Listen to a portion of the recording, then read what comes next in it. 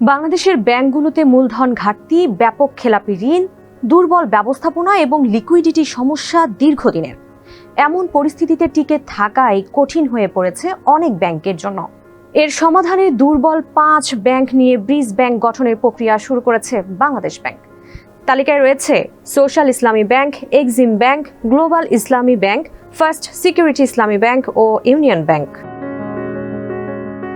Bank একীভূতকরণ এমন একটি প্রক্রিয়া যেখানে দুর্বল, সমস্যাগ্রস্ত বা ছোট ব্যাংকগুলোকে তুলনামূলকভাবে শক্তিশালী ব্যাংকের সঙ্গে একত্রিত করে নতুন বা বিদ্যমান প্রতিষ্ঠানে রূপান্তর করা হয়। সম্প্রতি সংস্কারের অংশ হিসেবে দুর্বল ব্যাংকগুলোকে একীভূত করার পদক্ষেপ নিয়েছে বাংলাদেশ ব্যাংক। তালিকায় থাকা 5 ব্যাংকের মধ্যে 3টি এই পদক্ষেপকে স্বাগত জানিয়েছে।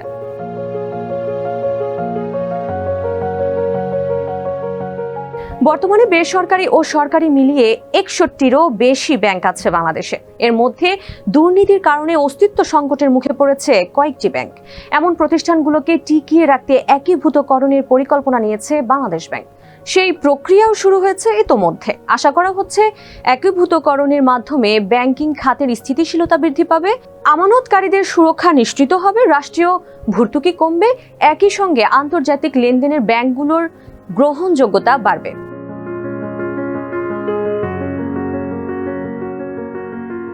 একীভূতকরণ ও পুনর্গঠন প্রক্রিয়া চূড়ান্ত করতে সমস্যাগ্রস্ত ব্যাংকের সঙ্গে ধারাবাহিক বৈঠক করছে বাংলাদেশ ব্যাংক। একীভূত করে গঠিত হতে যাওয়া ব্রিজ ব্যাংক এর পক্ষে এখন পর্যন্ত সমর্থন জানিয়েছে ফার্স্ট সিকিউরিটি ইসলামী ব্যাংক, গ্লোবাল ইসলামী ব্যাংক ও ইউনিয়ন ব্যাংক। তবে সোশ্যাল ইসলামী ব্যাংক ও এক্সিম ব্যাংক এখনই একীভূত হতে রাজি নয়। সম্প্রতি একীভূতকরণের প্রক্রিয়া থেকে সোশ্যাল ইসলামী ব্যাংককে বাদ দেওয়ার দাবি জানিয়েছে ব্যাংকটির 9 শেয়ারধারী। সম্প্রতি ব্যাংকের 9 শেয়ারধারী বাংলাদেশ ব্যাংকের গভর্নর ও অর্থ বিভাগের সচিবের কাছে এই সংক্রান্ত চিঠি পাঠান। চিঠিতে বলা হয়, 2017 থেকে 2024 সাল পর্যন্ত এস আলম গং এই ব্যাংক থেকে নামে, বেনামে এবং নাম সর্বস্ব বেনামি কোম্পানির নামে কোনো প্রকার জামানত ছাড়া হাজার কোটি টাকা ঋণ প্রদানের মাধ্যমে সরানো হয় এবং বিদেশে পাচার করা হয়। লুটপাট ও অনিয়মের ঘটনায় ওই সময়ে বাংলাদেশ ব্যাংক শুধু নীরব দর্শকের ভূমিকাই পালন করেনি, বরং রীতিমতো সহায়কের ভূমিকায় অবতীর্ণ হয়েছিল।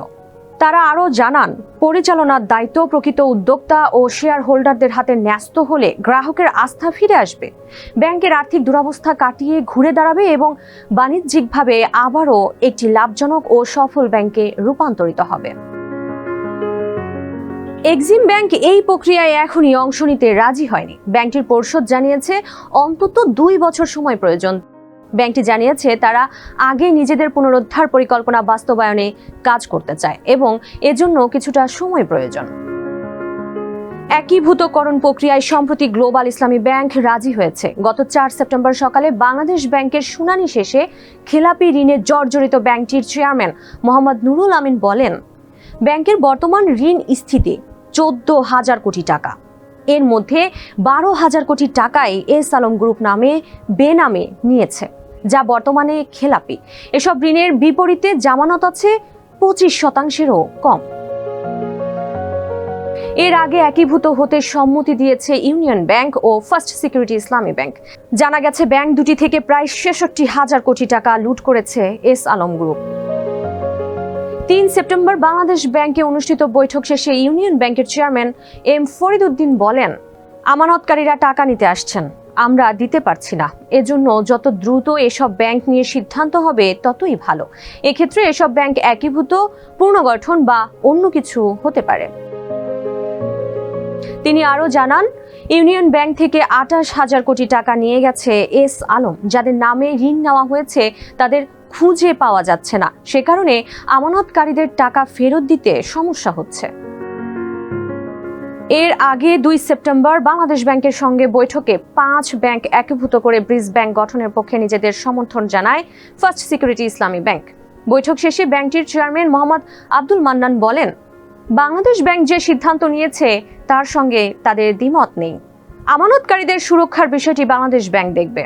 তিনি জানান, ফার্স্ট সিকিউরিটি ব্যাংক থেকে এস আলম বেনামে 38,000 কোটি টাকা নিয়ে গেছে। ব্যাংক থেকে নিজের নামে অর্থ নেওয়ার সুযোগ না থাকায় বেনামি ঋণ নেওয়া হয়েছে। বেনামি ঋণের টাকা আদায় না হওয়ায় ব্যাংকটি এত বিপর্যয়ে পড়েছে।